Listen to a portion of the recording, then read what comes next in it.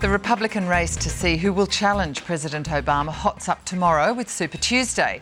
To help explain what Super Tuesday actually means, the choices, who'll win and who might lose out, I'm joined by Professor Garrett, the Chief Executive of the US Studies Centre at Sydney University, and Tom Switzer, the Editor of Spectator Australia. Gentlemen, welcome.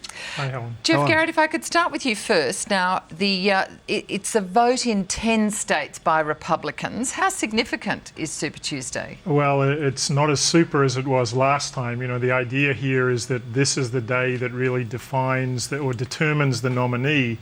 That's unlikely to be the case here. You know, we could go through state by state, but I think, you know, if you were looking for a big picture prediction, it would be that Mitt Romney will do well enough to remain the likely presumptive nominee, but not sufficiently well to sort of knock it on the head and say, this is it, I'm now the nominee, get out of the way and I'm going to take on Barack Obama. OK, so without singling out too many individual states, I have noticed that Ohio, apparently, they really are running neck and neck in the polls, and it really could be line ball either way. Absolutely, and I think Ohio is the biggest state because it's one of the 2 or 3 most swing states, closest states in the general election. If Santorum could win Ohio, that would give him one of the big 3 states tomorrow. So not wanting to go too far into it, but Romney's going to win Virginia. The other guys aren't on the ballot. Newt Gingrich is going to win in his native Georgia. If Santorum wins Ohio and maybe another big southern state like Tennessee, he'll say he's got real momentum.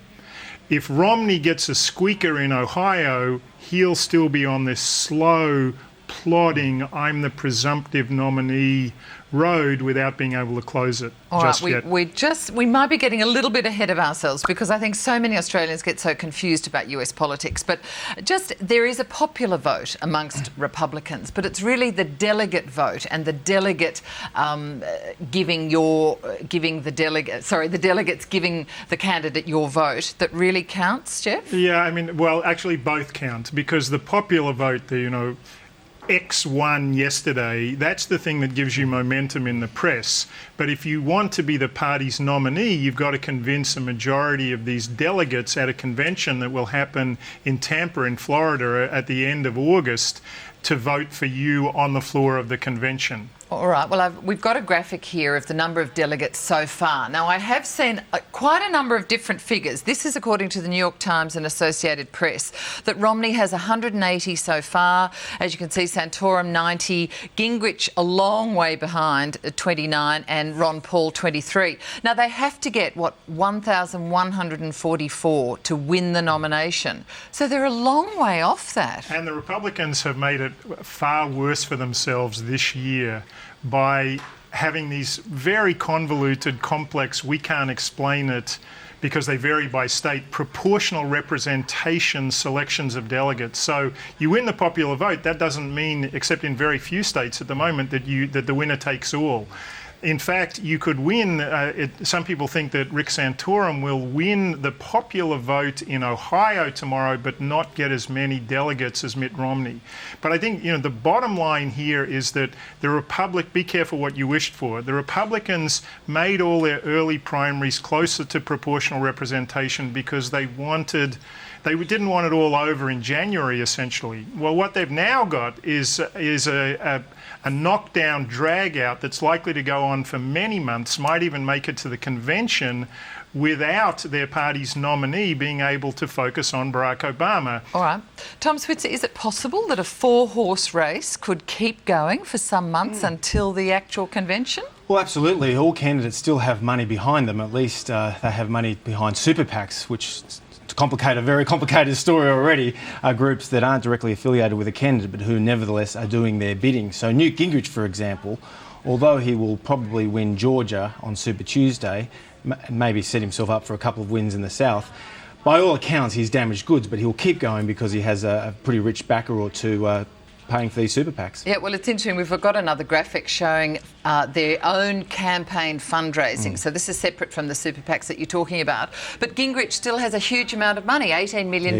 But Mitt Romney, $62.6 million. I mean, he's far and away the leader in terms of funds. And as you can see, Santorum is an interesting candidate from that point of view because he's on a shoestring. Absolutely. Campaign. And in fact, you could make the argument that Romney is in many respects the favoured candidate because he has not only the money but the organisation. Organisation is so important in these races because each candidate wants to do well, and even states that aren't winner takes all, that proportional voting, they want to pick and choose what delegates they can get for different counties. So Romney in many respects has the best advantages here, but as you say, Santorum's appeal to the popular sentiments of certain Republicans also carries a bit of weight. And Helen, this is the big problem for the Republican Party. The establishment on the Republican side had to convince themselves, took a long time, that Mitt Romney was their guy. That's right. They seem reluctant to embrace him, Well, don't the establishment has embraced him. They've given him all this money. He's got all this organisation. The problem is he can't close the deal with Republican voters. In fact, what the opinion polls say is that it's people on incomes below $100,000 who are evangelical Christians, a sort of core kind of Tea Party vote that Romney can't get, that Santorum is riding at the moment. It's also true, isn't it, that he doesn't seem to be able to really connect with perhaps working class voters on the Republican side, so people who are on far less than $100,000. He doesn't appear to be someone who can embrace the ordinary person. And maybe if we translate this for Australia, there's this thing in the US called NASCAR. It's like the V8 supercars. And, Romney is asked, do you follow NASCAR? And he says, well, I actually don't know much about NASCAR, but I know a few NASCAR owners. He faked sincerity very well. He knew the owners. You see, I knew all I know the multi-millionaires, but I've never been to a race. And this is what's bogged him the whole way through. The last year of campaigning, he is seen as either a closet liberal, which is heresy in Republican circles, or a chronic flip-flopper. And his record as governor of Massachusetts and his campaigning suggests that he is definitely a flip-flopper. He's really struggled to show that he's a man of conviction on a wide variety of issues. Yeah, Tom, it is interesting because, he's massively wealthy too, as we know, in his own right. And he has made some mistakes, as well as saying, I know the NASCAR owners. Hasn't he also said, I like sacking people, or I enjoy sacking people? He hasn't been able to really explain his career, in a sense, as a private equity investor, that sort of thing. So he's a little bit... there's a little bit of suspicion out there in middle America, even on the Conservative side. Indeed, and you have to remember the centre of political gravity in the Republican Party has moved further to the right in the Obama era. So that makes it more difficult for someone like Romney, who's always been seen as a bit of a moderate, to appeal to the broad cross-section of the Republican Party. What do you think of this analysis that says that even though in the last few days we have seen, haven't we, some heavy hitters actually in Washington on the Republican Party giving support to Romney, but this idea that it really could be they're just not embracing him in terms of the party? They should have embraced him perhaps long ago?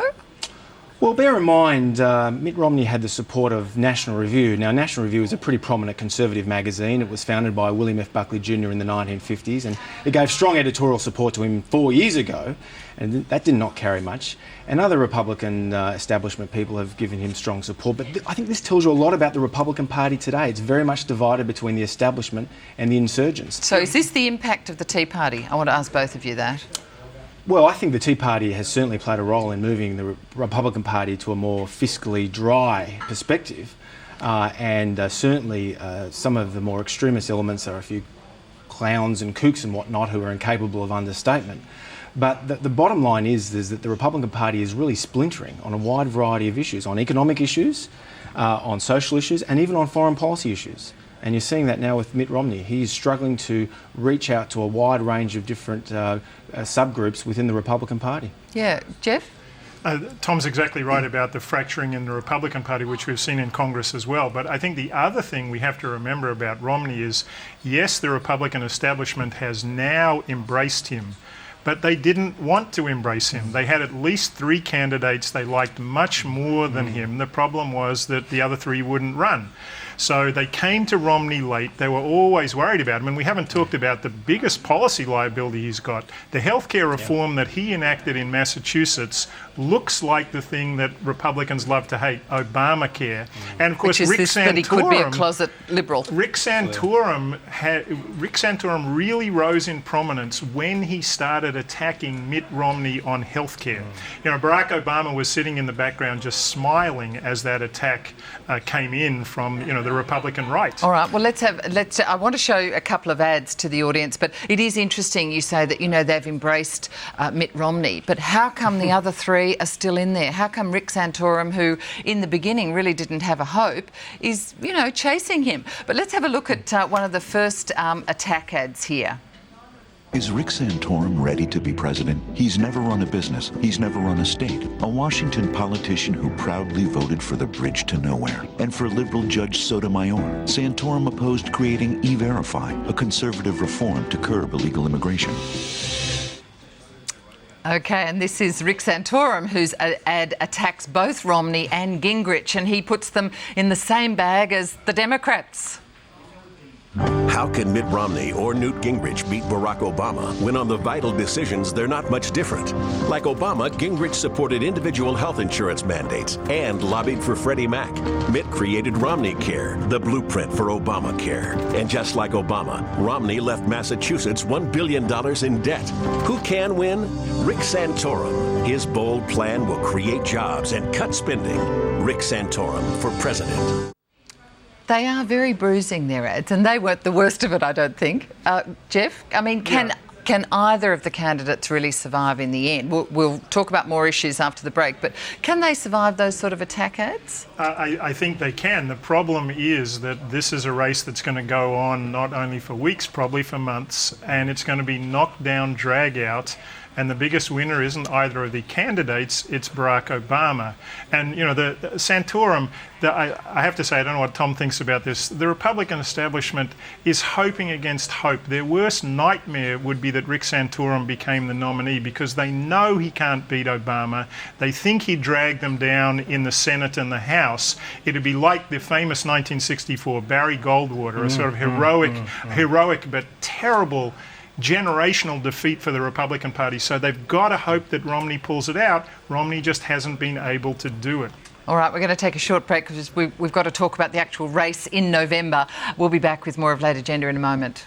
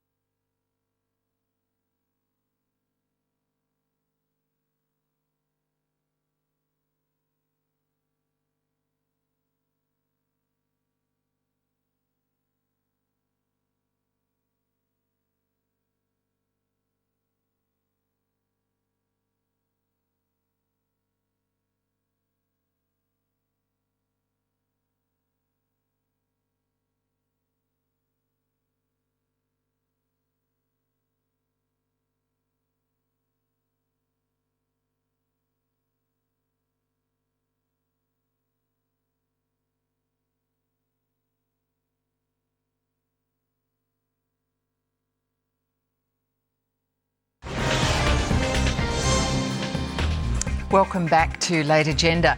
Tom Switzer, it's interesting because at this stage of the process, it is all about capturing the votes of the party, of the Republicans.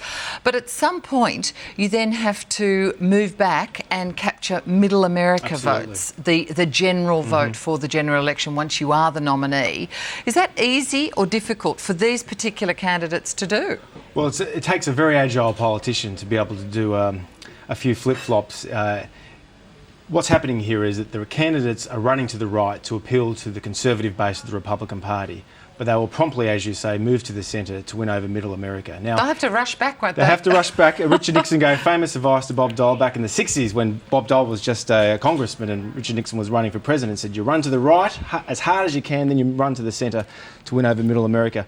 I think it's easier for a Republican candidate in some respects because if you look at all the Gallup opinion polling, 40% of Americans would identify themselves as conservative, only 18 to 20% identify themselves as liberal, but there is a big chunk of independents and centrists, 35% or so, and they are in the current environment leaning right, simply because of the economy. Now, admittedly, Obama's had a bit of a bounce in the last few weeks because the economy is showing signs of life and his approval ratings improved. But that can change very quickly during the summer. Just back to these particular candidates. Can they move back and capture Middle America, or are they too far to the right? I think it's highly unlikely that someone like Gingrich or Santorum can win over centrist independent voters. But I think that Romney, although it will be difficult because he can easily be portrayed by the Democrats as Mr. Monopoly Man without the top hat and coat, it will be easier for him simply because by instinct he is a moderate. And I think that's his best strategy, particularly in those swing states that really are so important in determining the general election. Ohio, Pennsylvania, Florida, they're the most important swing states in a general election. And I think all the available evidence indicates that Romney is more likely to win over those states than the other Republican candidates. Jeff Garrett, can Middle America accept a staunch Catholic or a staunch Mormon? A Mormon, well, we've had these statistics, 20 or 25% of voters say they wouldn't vote for a Mormon. But actually, I'm not sure that's the biggest negative for Romney to overcome if he in this run to the centre. You know, Tom said that in swing states, maybe he can get away with being not only in the 1%, but probably the top 1% of the top 1%. You know, he's a guy who's worth $250 million. I think that's going to be very tough in this environment because average Americans still blame Wall Street for the global financial crisis. You caused the carnage and then you walked away scot-free. And does he epitomise Wall Street to most Americans? You know, a lot of people who know say that when Mitt Romney ran Bain Capital, he was actually a pretty good CEO. He probably was into job creation. But it's impossible for him to tell that story, and particularly in an environment in which Barack Obama decided about 6 months ago that class warfare was the way to go. Obama has said that the problem is wealthy Americans. I'm going to defend average Americans, and by God, Mitt Romney looks like the 1% of the 1%. During the 2008 primaries on this issue of Mormonism, Mitt Romney was asked about the polygamy issue, and he countered accusations that he supported polygamy by reminding his fellow Republicans that he was the only Republican on stage who only had one wife. So he's got a sense of humour about it. I don't think the Mormonism issue will hurt Romney, but what will hurt him is this point that Jeff raises. All right, can either of them, Jeff Garrett, beat President Obama, the incumbent? Well, look, this should be an election that the Republicans can't lose. But as today, the Wall Street Journal just came out with a poll saying that Barack Obama's opinion poll rating is back above 50%. Strengthening as the economy is highest strengthening. it's been for more than a year. All the Republican candidates are losing traction with voters as they tear strips off each other. There are still some things that could derail Obama. You know, a big foreign policy mess, Iran or Syria potentially. You know, we never know about those things. But if you just look at the domestic dynamics, I think we're going to be rewriting the rule book here because Barack Obama looks like he might get re-elected with an unemployment rate above 8%. That'd be the highest number ever, but he'd be re-elected because he's brought the unemployment rate down by about 2 percentage points and presided over what seems to be a recovery in other parts of the American economy. I'd be more sceptical. I do think that all the polls suggest that Obama is in a pretty good position to win this election. But bear in mind, the Republican field, although it is very weak, trial by fire, as Obama well knows from his contest with Hillary Clinton, can strengthen a candidate. I think whoever wins this nomination, it looks like it will be Romney, will be strengthened for it. And the other point to bear in mind is don't underestimate the unpredictable nature of politics. What we've noticed in American politics in the the last 2 to 3 years is how volatile the electorate is. In early 2009, the conventional wisdom was that Liberals and Democrats would dominate Washington, and yet by the end of 2010, they lost control of the House of Representatives convincingly. So I think there's a lot of volatility, especially during the coming summer if there are high gas prices. Geoff, Garrett, there is a lot of talk, or there's some talk about attacking Iran to knock out its nuclear capability. Is there going to be any stomach for that in America? And is the president just talking tough, in a sense, to appease Israel?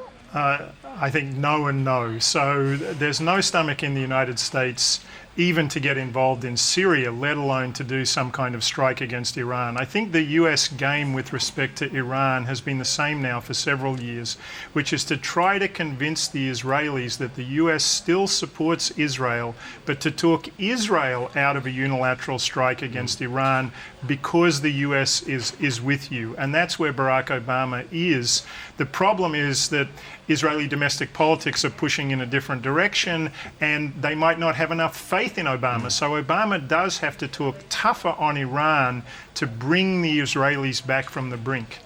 Tom, President Obama is meeting Netanyahu, in a couple of hours. What do you think this is all about? And I mean, he said he doesn't want any loose talk about war. Yeah, he did. He made a speech overnight saying just that, and I think that gives you a strong indication of where Obama sits on this. He thinks that deterrence and containment can keep Tehran at bay.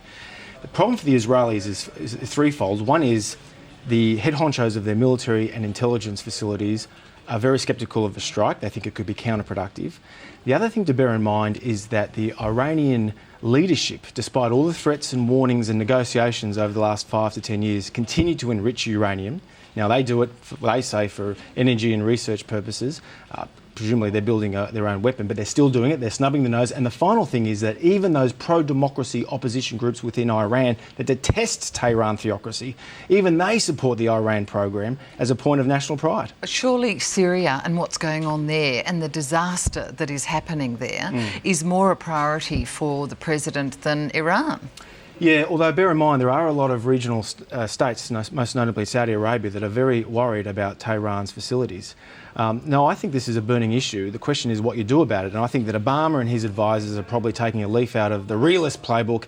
Deterrence, containment, can keep it in the box. If Iran ever used weapons against America in American interests in the region, it would guarantee massive retaliation. Right. I'm not sure Ahmadinejad's up for that. Geoff, Garrett, just very briefly back to the election. I mean, do you think in November it will still, despite these foreign policy sort of potential blow-ups, it will still be about the economy? It's got to be about the economy, and the economy that Obama will be presiding over in November will still look very bad by historical standpoint, in a historical context, but it'll be so much better than it was 2 years ago. And in an environment, Tom said that the Republican candidate is going to be battle toughened. Looks to me like they're looking worse for wear with every passing day. So I think they're going to be trodden on? No, I don't think trodden on. Look, this will be if it's Romney, it'll be a very close election. I think the swing states will be the ones that will determine it. And in fact, a lot of senior Republicans really are now caring much more about the Senate. Can they win a couple of Senate seats to stop Obama in his second term having his own way? That's what they're looking at today. Yeah. In a sentence, is it all Obama's way in November? That's the conventional wisdom view, but I do think one should be aware that the American political scene is highly volatile. High gas prices. If the price of a gallon goes up $5 a gallon, then all bets are off. All right, gentlemen, we'll have to leave it there. Professor Geoff Garrett and Tom Switzer, thanks so much for joining me. We'll watch tomorrow with bated breath.